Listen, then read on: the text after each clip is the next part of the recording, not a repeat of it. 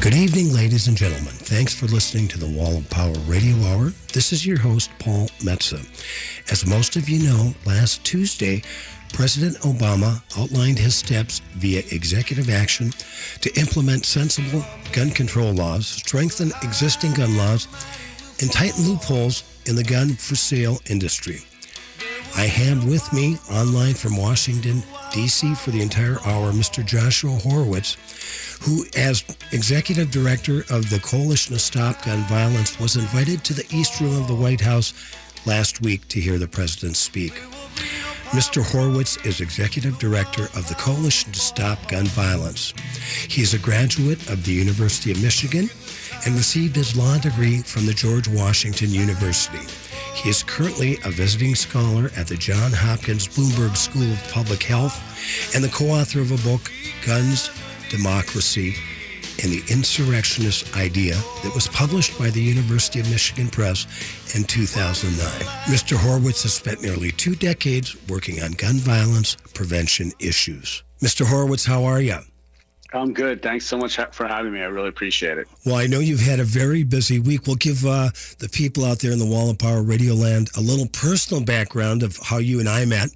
In 1992, I had an extra ticket to a Bob Dylan show with Chris Christopherson as the opening act at the Wolf Trap Pavilion in Vienna, Virginia. My friend Kurt Fusek from Boston couldn't make it, so he called me and he said, geez, I have a friend of mine who lives out that way, and he'd love to come and see the show. It's the man we're talking to, Joshua Horowitz. We got to be really good friends, remain great friends. And in 1999, I was honored when Josh and his colleagues at the Coalition to Stop Gun Violence hosted me as a performer at the Million Mom March on the National Mall. That was an interesting day. Remember, I got there the night before, Josh, and we were going to go check out the National Mall to see how it was all going to suss out the next day. And when we got off the metro, the first guy we ran into was James Brady and his wife. Yeah, I remember that, right in the corner of K Street, maybe around, right around 16th Street. I remember that, yeah. That's right. What an amazing coincidence. Take what you've gathered from coincidences, Dylan himself would say. Now, how would you, in terms of what you've been doing for the last 20 years, the Brady Bill was a fairly important kickstarter to this part of the movement, wasn't it?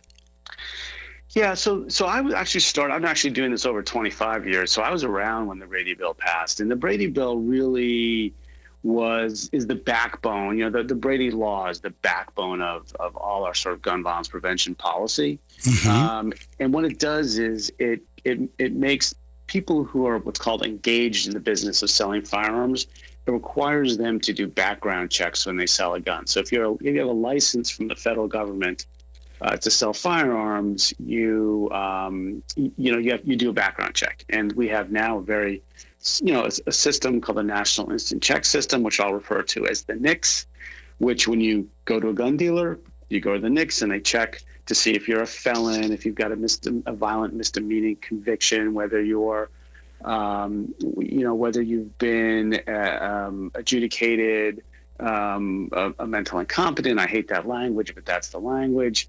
Or whether you've been committed to a mental institution. And it has those types of provisions in it. The problem, unfortunately, it's the basis of all we do. And I think it's something that, was not necessarily anticipated at the time, but what's happened is that the private market, people who are not don't have storefront dealerships and don't have federal licenses, or like at gun shows, and now especially over the internet, mm-hmm. are selling more and more guns without licenses, which means without background checks. So we've got a big loophole, which is one of the big discussions that we've been having, that the president talked a lot about this week. Now, for those out there in our radio audience that are a little too young, James Brady, I believe, was Ronald Reagan's press secretary, correct? That's right, and he was shot in 1980. Brady was shot when in the same shooting in 1981 where President Reagan was shot. Mm-hmm. And that was the idea that this guy Hinckley, had some bizarre thing where he was trying to impress the actress Jodie Foster, and ended up really severely injuring Jim Brady and wounding Ronald Reagan pretty badly. I mean, I think, and there's also Jim Delahanty, I can't remember the law enforcement's name, the officer, but Delahanty, but he was killed. So it was a very severe shooting. Obviously, the president was injured. And, then Jim and Sarah spent a good part of their lives fighting for gun violence prevention. I mean, one of the things that I found, of course, they fought hard for the background check bill, what's now called the Brady bill, and the assault weapons ban, which unfortunately expired. But, we think of gun violence a lot of times in terms of homicide. One of the things that Jim Brady, really showed, we think, okay, you get shot, you get better, and you recover, but that's not really what happened with him. I mean, he had, severe, he's limited in his movement, and the gunshot really over time caused him to go blind and be depressed. And it was really, he was such a strong man, and led so many great things. And to see his decline over time, even 20 years, but related to the gun injury 20 years later, was heartbreaking. And we tend to think of this issue in terms of homicides, who got killed. But I think it's also really important to think who gets injured and what that means for a lifelong disability. And it's really, one of the reasons that I stay involved is because we talk about over 33,000 people get killed every year or die every year, but there's, triple that amount who live with grievous injury. And obviously it's a huge problem. Well, let's talk a little bit about that afternoon in the White House. It must have felt, because first of all, my girlfriend reminded me I was walking out the door today to tape this interview to tell you, Josh, and your team how much the majority of the American public stands behind what you're doing and how much we appreciate you folks, especially you folks at the Coalition Stop Gun Violence in D.C., for fighting the fight on our behalf. And I know a lot of times you're going upstream, you're going toe-to-toe with the NRA that's funded by, in the millions and millions of dollars. And it must have been really rewarding and edifying to be in the East Room of the White House last Tuesday with President Obama as he was talking about these issues. It was. I mean, there was a feeling that this had been over 20 years and maybe 20 years in the building. The people had fought, the Brady bill passed, and we quickly realized there's so much more to do, right? Right. And you think about how many people have been killed and shot, just say like 100,000 a year. That's two more, that over the next 2 decades, that's 2 million people since the Brady bill, right? Wow. And, and all the frustration and, this is hard work, right? We do get victories occasionally, but, you have to stomach a lot of bad stuff as well. And for the president to do two things, to make the unrefutable case that we need better gun laws in the country. Right. But then also the emotional part of it. I mean, when he said, when they got the kids in Sandy Hook in Chicago, I'm just so angry, and he shed a couple of tears. And by the way, for Fox News, they were real. I was three rows back; those were real tears. I'm sure. The rest of us were crying too, right? Yeah, right. And it was such a catharsis because people, and especially people in the room who lost kids who've been shot themselves, they wanted acknowledgement that these deaths are preventable, that their loved ones didn't die in vain, that this country is capable of great things, and saving our children's lives is one of them. And that's the day, if you look at the package of reforms, and I'm happy to talk about them, yes, they're important. Please. They're important, but they're not, they're in the scheme of what can be done. I mean, they're modest steps, right? Right. But what he did was use the full power of the presidency to put it in our laps and say, I'm going to push for this as long as I live, basically. And we're going to get this done. And for people who have suffered with this loss for decades, it was a very, very important moment. Our guest is Joshua Horowitz, Executive Director of the Coalition to Stop Gun Violence. In a minute or so, Josh, what was new that President Obama talked about that you think is doable and reachable and can be done? Well, people talk a lot about, the other side, the NRA, always says, you don't need new laws. We need to enforce the laws on the books. And then, of course, when the president actually, most of these were enforcement, right? Most of these things were enforcing the laws on the books. They go crazy, right? Which is really unfortunate, and I think shows that they're really just interested in selling guns, and they don't really care. What are those that are on the books that you don't think are being enforced properly? Well, so I think the president's first piece, and I think is the most important. Well, I should say the most important, but a very important piece of this is that, as I mentioned, people are selling guns who are actually making money at guns, who are probably meeting the definition of engaged in the business. Yes. But, because the terms are somewhat amorphous, it's been hard to say who's in and who's out, and who needs a license, therefore who needs to do background checks.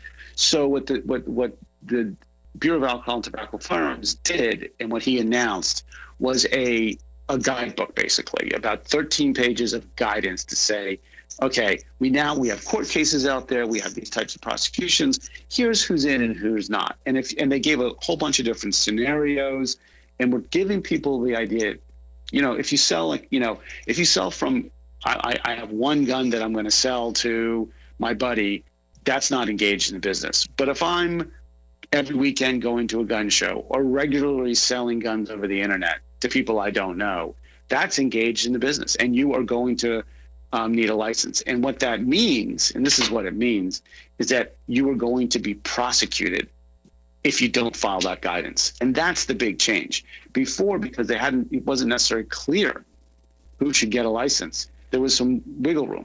No more wiggle room anymore. And I think what the president was doing is saying, here's who's in and who's not, and I'm directing my U.S. attorneys to prosecute people who cross this line. More with Josh Horowitz for the rest of the show on the Wall of Power Radio Hour after these messages. I'm little teapot, short and stout. Here is my handle and here is my spout. No, Dad, like this. When I get all steamed up, then I shout, tip me over and pour me out. This is WWE superstar Roman Reigns. It only takes a moment to make a moment. Take time to be a dad today. Visit fatherhood.gov, brought to you by the U.S. Department of Health and Human Services and the Ad Council. Supporting the best local and independently owned restaurants in the Twin Cities has never been easier. You'll find an expansive list of local dining options at eatlocalminnesota.com, from classic American comfort food to authentic flavors from around the world. Enjoy all the flavors of Milton's, where they specialize in dishes like grilled jerk chicken, shrimp and grits, and much more, all made from scratch. Pick from Milton's large selection of beer and wine and finish it off with desserts like Bananas Foster. Milton's also serves breakfast every day starting at 7:30 a.m. The Seward Co-op Creamery Cafe is ready for the cold, serving seasonal dishes using locally sourced ingredients, Minnesota craft beers, and organic wines. New items include the cauliflower po' boy, harvest chili, braised beef tostada, and the pork banh mi. Find Seward Co-op Creamery Cafe at 2601 East Franklin Avenue in Minneapolis and online at coopcreamery.coop. No one offers more ways to save on appliances than Minnesota specialists at Warner Stellian. Our 9 Minnesota locations offer more brands at prices we promise won't be beat. Our customers expect to save money, but they tell us that our sales, delivery, and installation specialists are the number one reason they choose Warner Stellian. Now through February 26th, Warner Stellian has hundreds of top-rated appliances on sale at prices that will impress even the most demanding shopper. Choose Warner Stellian. We promise you're going to love your new appliances. Hi, Matt McNeil, and it's one of my favorite times of the year. It's SUV month at Rudy Luther Toyota. The Highlander is an amazing vehicle. Features an available direct-injected 3.5-liter V6 engine, a bold look, space for up to 5 USB ports, and tons of cargo space. Rudy Luther Toyota currently has 140 2018 Highlanders in stock, with financing as low as 0.9% for 60 months, plus the great Rudy Luther service I love. Stop by for SUV month at Rudy Luther Toyota, the southeast corner of 394 and 169 in Golden Valley. The two gingers just can't get enough of Paul Metza. He's smooth, yet strong, a great mixer and very refreshing. The two gingers are his biggest fans. They're at practically every bar, club and restaurant in Minnesota to see his shows. And now they've taken to following Paul around the country. Texas, New York, Nebraska. You never know where you may find the two gingers. Just ask the bartender for them. Two Gingers Whiskey. what could happen. You're back with the Wall of Power Radio Hour. This is your host, Paul Metza. On the show for the entire hour tonight, Josh Horowitz, the executive director of the Coalition to Stop Gun Violence. Josh was recently at the White House when President Obama unveiled some new ideas via executive action to help curb gun violence. Josh, we were talking a little bit about the 13 pages and the ideas that he put forth. If you want to expound a little bit more about what the president is trying to do with these executive actions and how that's going to make us safer. Right. Well, so we talked about trying to make it clear who should get a federal firearms license and therefore have to do background checks. And I think there's going to be these actions will make people who are selling guns for profit on a regular basis will have to get a license. And that, I think, is a quite an important step. I mean, just to give you an example, you may recall that last year or 2 years ago, there's a shooting at a day spa outside of Milwaukee, Wisconsin, the Azana Spa. Right. The shooter in that case had a protective order issued. His girlfriend got a protective order against him. He should not have been able to buy a gun, but he couldn't go to a federal licensed dealer because he would have failed a background check. But he went on a website called Arms List, picked a seller who actually was selling without background checks, no paperwork, bought the gun, and then shot up and killed his girlfriend in the day spa.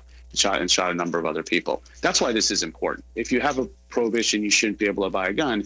You shouldn't be able to go on the internet and then, pick a little button on a website that says no questions required, no background check required, and then be able to buy a gun in a parking lot. So it's important to remember why this is important. There are people who are dangerous, who should not have access to firearms, and they can avoid the background check by either going to a gun show, answering a classified ad, or going online. That's what we're talking about. So that's why it's important. But the red herring that the NRA throws out there all the time, and you heard it from every Republican candidate after this speech in the Oval Office by our president, they're coming to take away our guns. Yeah, it's funny. You hear that. But at the same time, they always say guns don't kill people, people kill people, right? Right. And what the president is simply trying to do is trying to help identify those people who are dangerous. And, it's as he said on the Anderson Cooper special at CNN, it's pretty late in his term for him to come take the guns. It's almost over. Right. So he's really not coming to take your guns. And I think, 90% of Americans believe that there should be background checks on most gun transfers. Right. So I don't, we've had background checks now since the Brady bills passed 21 years ago, and no one's getting their guns taken away. What the Brady bill has done is stopped over 2 million people who shouldn't be able to purchase a gun.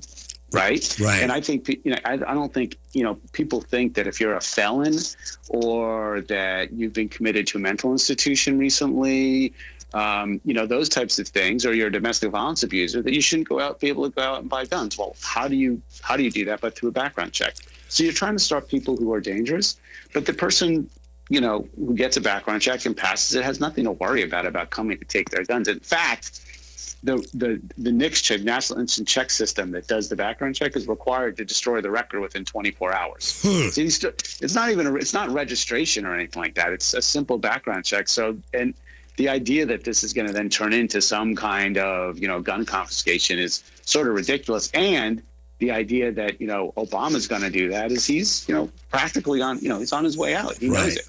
I don't think that was, there's it's an astounding figure, 300 million guns in the United States. There's not enough cops to or ATF agents to go out and do that. Let's talk a little bit. Let's bring this local, Josh, because you've been to Minnesota. You just spoke in Minneapolis a couple of months ago, and we had a chance to get together and hang out. But let's talk about, we've got, of course, I'm a gun owner. I hunt partridge. I used to hunt deer. I don't anymore. But what can you tell us about gun violence in Minnesota? So it's interesting. Minnesota is a little different than other states. There's more than one gun death a day in Minnesota. So I think in 2013 we had 427 gun deaths. Across the United States, about the gun deaths are distributed so that on average, most states are about 2/3 suicide. We don't talk enough about suicide, but of course we should, and about 1/3 homicide and a couple percent others. But Minnesota is a little different. Minnesota is about 80% suicide. There's a lot of suicide in Minnesota, so that while you're below the national average in homicide, you're right at you're at the national average in suicide, and suicide's a big problem. And one of the issues, I know it's a bugaboo to talk about this in Minnesota, but I'll just say it anyway. You have high degrees of gun ownership, a lot of hunters, right? Right. There's a lot of alcohol use, which is substance abuse, alcohol abuse is certainly a risk factor for suicide. And people talk a lot about mental illness. Mental illness is actually not that big a risk factor for interpersonal violence, violence against others. Turns out to be a very big risk factor for self-directed harm. So Minnesota, and I in my casual conversations with law enforcement out there, they are they're called to suicides more frequently than they are called to homicides. It's something they're very concerned about. They're very concerned about domestic violence in Minnesota. So and certainly there's people tend to think of homicide as sort of an inner city issue, but when you look at it, it's really the overall gun death is dispersed across the state, and suicide is really quite a big issue in Minnesota. So the reason I say that is people think, well, I'll just get a gun for self-protection. That's what I'm going to buy a gun, and I make the case that it's a very big decision to bring a gun into your home. You have to you have to really think, is there any depression in my family? Do I have youngsters in my family? And the data is very clear that, you have to really weigh those risks. And in Minnesota, I think it's a big gun owning population, and the suicide rate is high. And those things are very, very related. Josh, who do you work with in Minnesota? Who's doing the good work out here in terms of mental health and guns and gun control issues, gun control laws, et cetera, et cetera? Well, there's a state group called Protect Minnesota that we've done some work with over the years. There's also, we were out in Minneapolis, as you said, a couple of months ago to do a meeting on what I'm part of the Consortium for Risk-Based Firearm Policy, a group of academics, and we talked about what the risk factors are. We did a little report, which you can find on our website about Minnesota. And there's a lot of great people come out there. There's some strong partners in law enforcement, groups in the mental health community, and of course in the public health community. So Minnesota has a lot of good people who are concerned about this issue.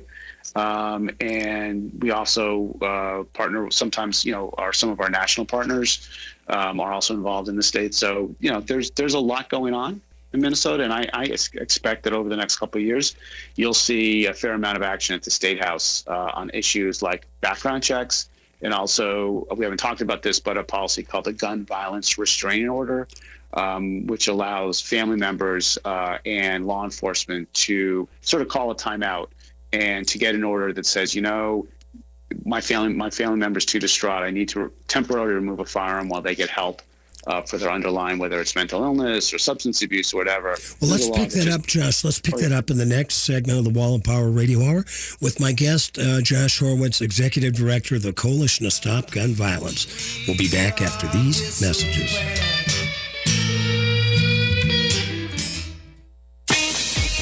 The number one source of the Twin Cities gay scene is all digital. Follow Twin Cities Gay Scene on Facebook and Twitter. Sign up for the Scene Shot email blast for weekly updates and chances to win great prizes. No app is needed to view the bi-weekly web editions of Scene. It's GLBTQ media for the mobile generation. Find it all at TwinCitiesGayScene.com. That's TwinCitiesGayScene.com.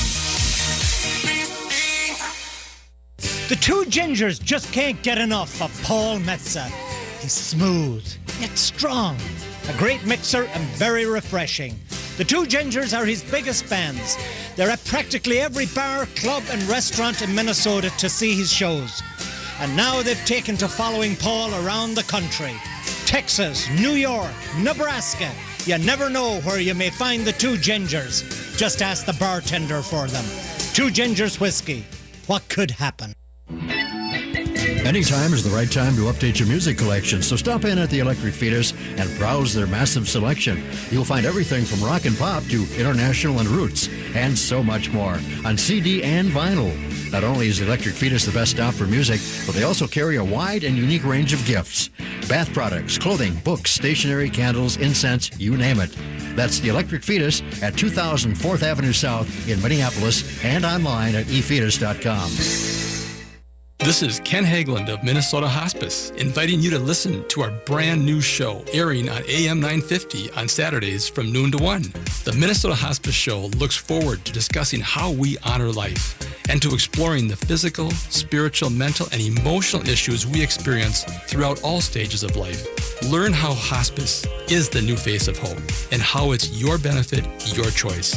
Join us Saturdays at noon and check us out online at minnesotahospice.com. Downtowner Woodfire Grill in St. Paul is a perfect choice for breakfast, lunch, and dinner 7 days a week, offering daily fresh seafood specials, fire-roasted meats, exquisite pizza, and half-price bottles of wine on Mondays and Tuesdays, except on Xcel Energy Center event nights. Once you experience their cozy fireside dining, extensive wine list, and bar, you'll be back for more. Gift certificates available, located at 253 West 7th Street with plenty of free parking, or online at downtownerwoodfire.com.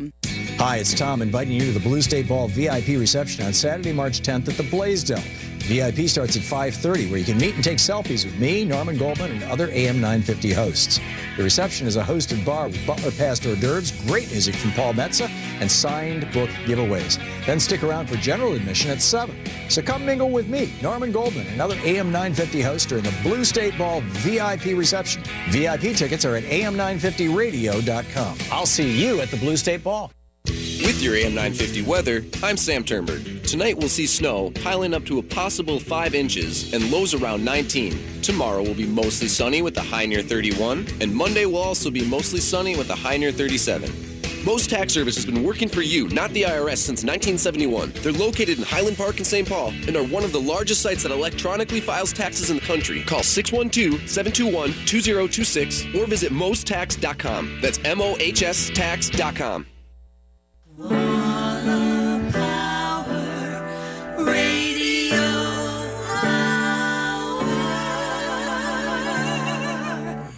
Welcome back to the Wall of Power Radio Hour. This is your host, Paul Metza. We are talking gun violence today, and I'm honored to have on the other line a good friend of mine, Josh Horowitz, the executive director of the Coalition to Stop Gun Violence in Washington, D.C. Josh, pick up a little bit what we were talking about in the last set about violence and people that might be in the danger zone with access to guns in your friends or family. Yeah, so, I mean, a lot of mental health and public health experts have said, look, we prevent people who are felons from having a firearm, and sometimes you protect, if you have a domestic violence restraining order, a final restraining order. But, a lot of what we want to do is we really would love to stop violence before it gets escalated to a criminal or a mental health adjudication, right? Mm-hmm. So what a number of people have come together and thought about in this consortium for risk-based firearm policy, which I'm part is something called the Gun Violence Restraining Order. And California just enacted the nation's first gun violence restraining order. And what it says is if a family member is at a substantial likelihood of future violence, and that means his acting out violently, his committing acts of violence, maybe you couple that with, in the statute, you couple that with substance abuse or some type of mental illness, then you can go to court and you can make the case that this family member shouldn't be able to purchase a firearm or have a firearm for up to a period of a year. Okay. Mm-hmm. And the reason is because, look, people want to do interventions with family members and get them help, but oftentimes they're scared because they're armed or they may be threatening themselves. And anybody who's ever done an intervention knows it's a pretty scary moment. And so, making sure that the firearms are removed from the situation and that the person can't go out and buy another one gives you some breathing room to get some help. And so Connecticut and Indiana have allowed this for law enforcement for about a decade, and it's worked out very well. California now has a statute for law enforcement, also added family members. So, the domestic violence restraining order, if your spouse is threatening you, you can get an order that maybe gets them out of the house, but also removes their firearm. But if the spouse is threatening themselves or a neighbor, the domestic violence restraining order doesn't really apply.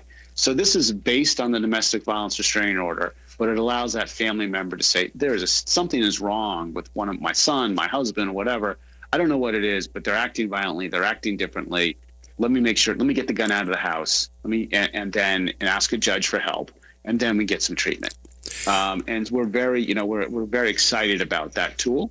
Again, though, it needs in Minnesota because you don't have a background check on all sales, right? So you have the same law as the federal government, which is if you're engaged in the business, you need a background check. But all those gun show sales and all the sales over the internet, a lot of them are not regulated. You need both of those things, right? You need a background check on all gun sales or most gun sales, gun transfers, because that's how you ensure that the prohibitions on felons, on those that have been, committed to a mental institution, they're enforced, right? So we can develop things like the gun violence restraining order, but they need to work hand in hand with a comprehensive background check. So that's why I think that that type of legislation is going to be, and I think that you'll see them in Minnesota over the next couple of years. And, I look forward to working with our partners to help get that stuff done.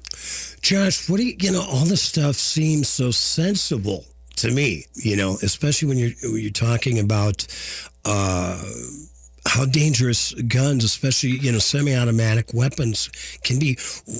What is that, the NRA and people like that? Why are they against these, what would seem like just common sense to the rest of us Americans? Why are they against these things?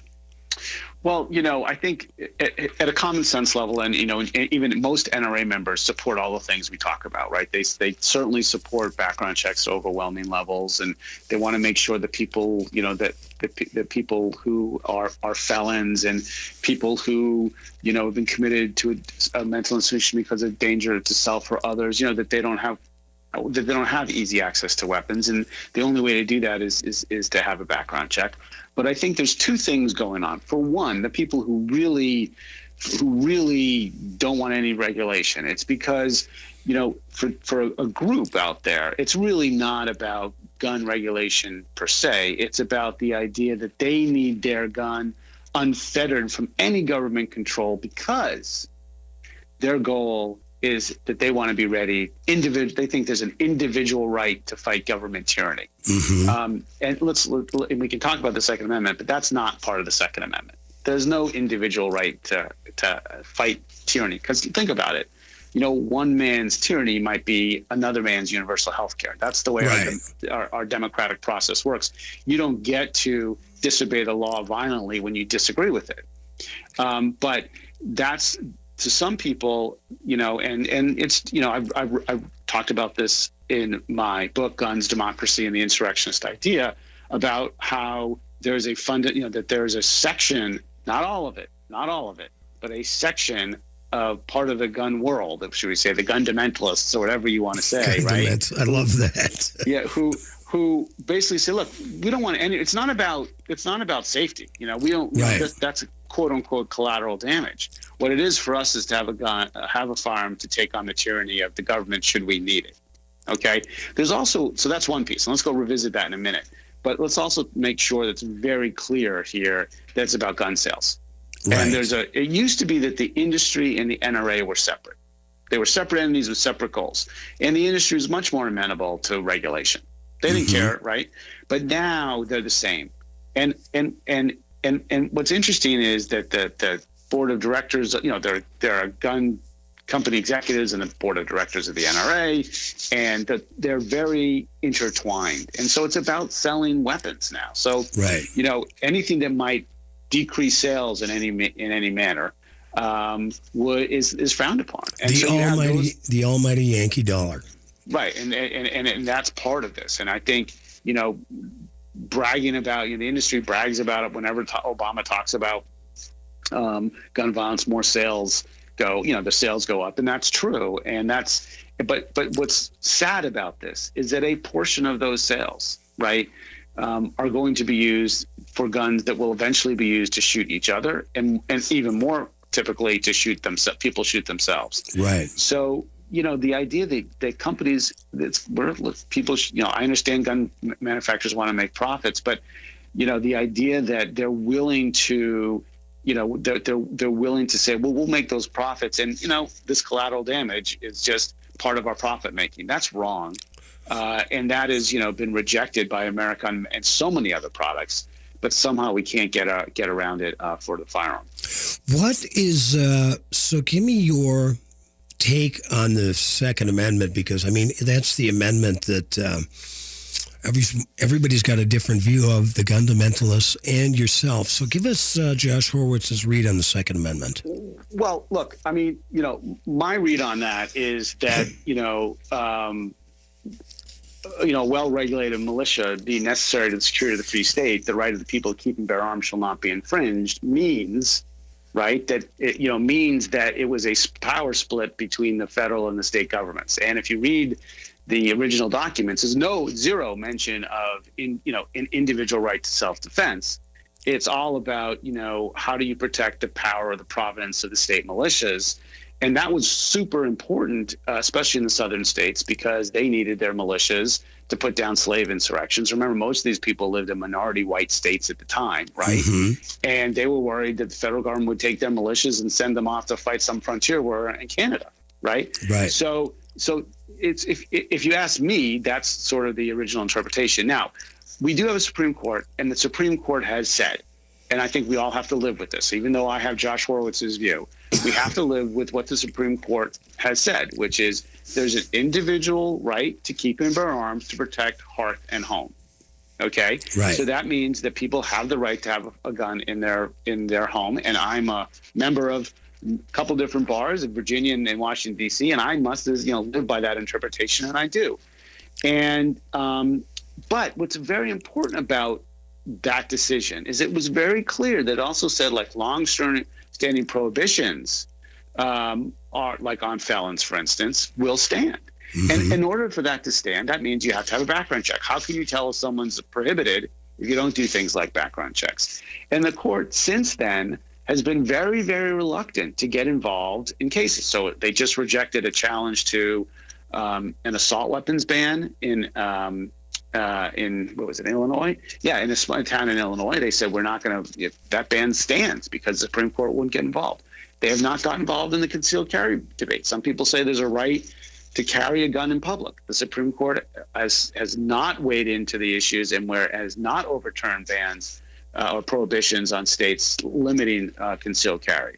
So I think you have to think we do have a Second Amendment right to have a firearm in our home to protect hearth and home and self-defense.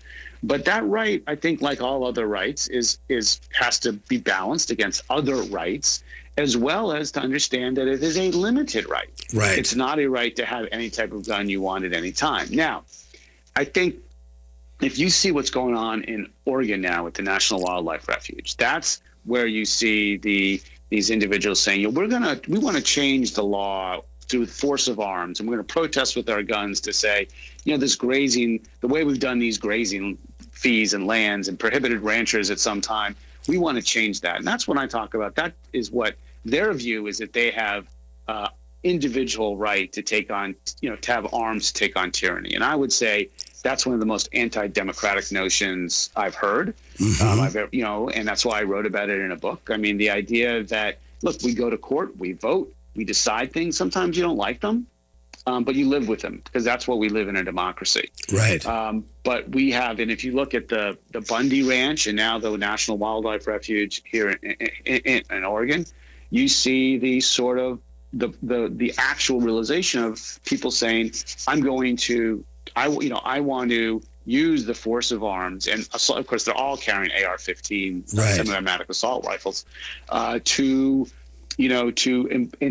have our little minority view, be the law of the land now. And we're going to try to do that through force of arms. And look, that's Timothy McVeigh's idea, right? Right. So I think that I think, if you like the term, I'll use it again, but the fundamentalist idea, if you will, of being able to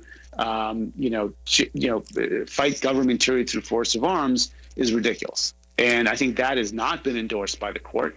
That is not something I think most Americans believe in, but it is something that sometimes we hear. I've seen Mike Huckabee and when he's running for president say, this isn't about duck hunting. This gives us the fundamental right to confront our government. People just sort of slough that off as, but you know what? We're now seeing that play out in real time. Right. And we need to be really careful about that and realize that the Second Amendment has to be balanced against other rights and is limited in its scope. Well, and, ironically, they're talking about the whole federal land grab when this group went from Iowa to Oregon and is now occupying almost 200,000 acres of land that belongs to the rest of us. We've got Josh Horowitz, the executive director of the Coalition to Stop Gun Violence. We're going to bring him on for one more set. Josh, we really appreciate your time, and we're going to talk to you a little bit after these messages. Jack Ruby in a Kavanaugh hat. Whoever taught you to shoot a pistol like that? Oh, you snuck in the basement. Life after military service is different. Many veterans find transitioning difficult, feeling lost and uncertain about the future. These feelings don't take away from a veteran's strength, courage, or sense of duty. If you're a veteran in crisis or know one who is, the power of one person, one connection, one act of compassion can make a difference. For free 24/7 confidential support, call the Veterans Crisis Line at 1-800-273-8255 and press 1 or visit veteranscrisisline.net. Downtowner Woodfire Grill in St. Paul is a perfect choice for breakfast, lunch, and dinner 7 days a week, offering daily fresh seafood specials, fire-roasted meats, exquisite pizza, and half-price bottles of wine on Mondays and Tuesdays, except on Xcel Energy Center event nights. Once you experience their cozy fireside dining, extensive wine list, and bar, you'll be back for more. Gift certificates available, located at 253 West 7th Street with plenty of free parking, or online at downtownerwoodfire.com. Saturdays at 1 p.m., you have a chance at a fresh start, a new beginning. Hi, everybody. This is Freddie Bell, host of New Beginnings. Our show features the concerns of America's 78 million baby boomers in employment, finance, health and nutrition, spirituality, and even entertainment. Every day is a chance for a fresh start. Join us Saturdays at 1 p.m. for New Beginnings with Freddie Bell on AM 950, the progressive voice of Minnesota. The number one source of the Twin Cities gay scene is all digital. Follow Twin Cities Gay Scene on Facebook and Twitter. Sign up for the Scene Shot email blast for weekly updates and chances to win great prizes. No app is needed to view the bi-weekly web editions of Scene. It's GLBTQ media for the mobile generation. Find it all at TwinCitiesGayScene.com. That's TwinCitiesGayScene.com. The local advertisers you hear on AM 950 are the lifeblood of the station. If you find yourself regularly tuning in, or if you appreciate the diversity of content we deliver, please take the time to support our advertisers. Even if it's just to thank them for backing AM 950, your voice and support can go a long way. Help keep the station going strong while investing in our local community. Find the complete list of on-air supporters by visiting the advertisers page at am950radio.com. That's am950radio.com. This is Pat with PJW Automotive in New Brighton. I've been in business long enough to know that if you want to stand out, you better be the best. That's why I've assembled a top-notch team of automotive specialists who do the job right the first time. Bringing your car or truck to PJW Automotive is an investment in the future of your vehicle. Try us once and you'll see it's worth the drive to PJW Automotive. One exit north of 694 on 35W and online at pjwauto.com. You're back with the Wall and Power Radio Hour. This is your host, Paul Metza. My guest for the entire show, calling from Washington, D.C., my friend Josh Horowitz, Executive Director of the Coalition to Stop Gun Violence. At the end of the third set, we were talking about the militia takeover of the National Wildlife Refuge in Burns, Oregon. Josh, talk a little bit more about that. Well, it's an ongoing situation. I think there's a really great op-ed in the Washington Post this weekend about how this really was sort of allowed by the fact that the original standoff at the Bundy Ranch fought and nobody got arrested. So you have militiamen aiming at federal and law enforcement officers, preventing them from doing their job, and there were no consequences. I think there has to be consequences. I'm not, advocating a Waco-style situation or anything like that, but I think when this second siege in Oregon gets over, and it will get over, that these people will be prosecuted. They've trespassed, they've threatened federal agents, and there needs to be consequences, or otherwise that we will continue to this happen. And I think what irritates me, you have the whole gun issue about this, but the idea that this small group of people is taking land, which is really for all the people, everybody has access to that land right now, including birders and others. That's a very important piece of land there in Eastern Oregon. It was really designated by Teddy Roosevelt. It's a part of the Pacific Flyway. There's over 300 species of migratory birds that go through there. And you can tell if you go online and look, the birding community, which is strong, is really upset about that because they don't have access. And that's what I'm talking about. You have to balance things, right? So that to them, this looks like federal tyranny, but to somebody else, the action of these militiamen have now cut off something to many people is sacred ground for many reasons. And that's where the gun lobby sees their rights as more important than others. And that's just an easy example to show that. And I think something that we need to be much more cognizant. We have rights not only to use federal lands, but of course also to security and safety and to live our lives free from gun violence. And the pursuit of happiness, which kind of includes a safe lifestyle.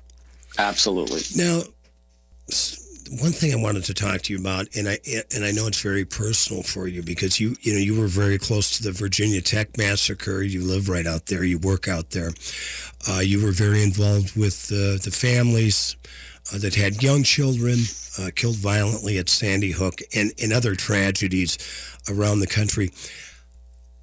How do you feel as a father and as a citizen seeing this type of carnage up close, especially with young kids? It's got to be just horrific. I spend a lot of time with people who have lost children, people who have been shot themselves. One of the folks who works for me, his mother and his father were shot. His mother died. One of the women I work with, her daughter was shot in the head at Virginia Tech and miraculously survived. Wow. But when you talk to a family member who's lost a child, and it can be years ago, and it also I've done it, within a couple of days of this, the pain is physically palpable, right? It emanates from them and affects you in a way, and you can't imagine, because just talking to them, the pain is overwhelming. Living that every day. People have to understand the unbelievable loss of losing a 6 or a 7-year-old or a college student who went to Virginia Tech. These are losses that never go away. They're irreparable. There's no way to make them better. Right. And so some people just lose it and hide forever. Some people get out and do things. But when people say to me, God, the NRA beats you up a lot, you lose a lot, it's hard out there.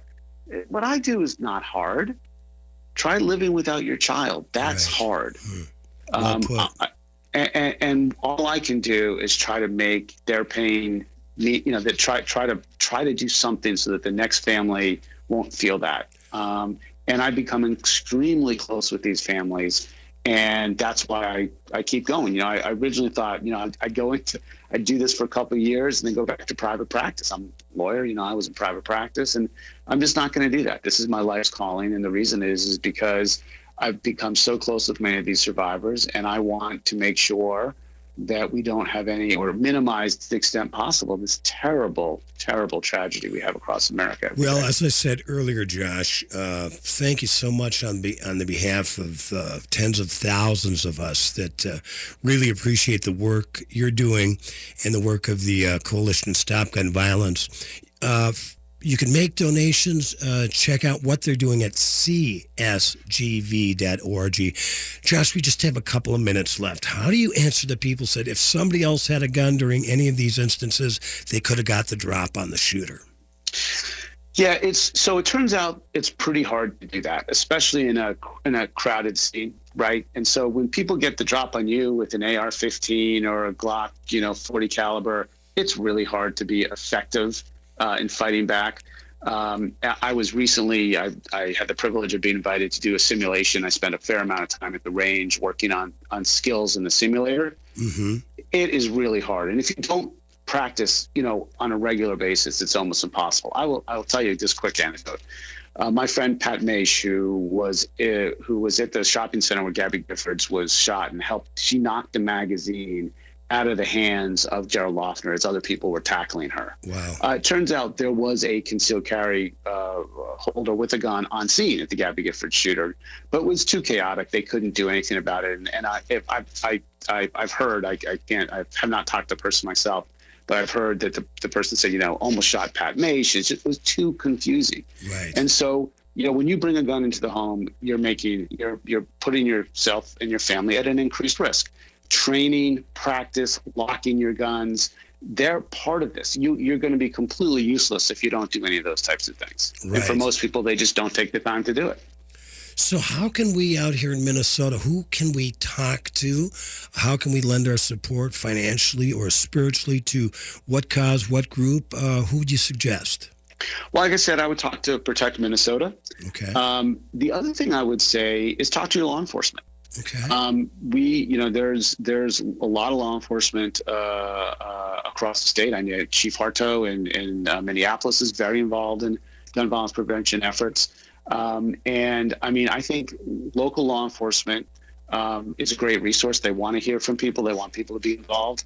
And I think, the League of Women Voters, for instance, is very involved in this in Minnesota. Great. So I would talk to the League. I would talk to local law enforcement. I talk to Protect Minnesota. And I'm apologizing because I'm sure I'm forgetting somebody out there. But well, and you can find kind of a great overview of a lot of these efforts at your website, Coalition to Stop Gun Violence, which is at csgv.org.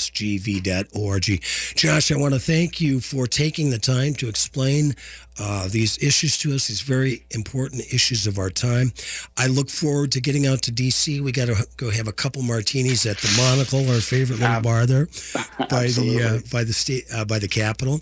And keep up the great work, Josh. You've got a lot of supporters, and keep on, as like my dad would tell me, keep on keeping on. I will, Paul. It's been great to be with you. Thank you. Yeah, Happy New Year, Josh, and I hope to see you soon.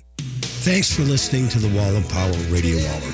The show was produced by Paul Metza, engineered by Brad Knaber, and recorded at the Minneapolis Media Institute. We'd like to remind you to support our sponsors. We'd like to thank our guest, Josh Horowitz. Support Coalition Stop Gun Violence at csgv.org and like them on Facebook at Coalition to Stop Gun Violence. And like my daddy used to tell me, remember to be kind and make someone happy.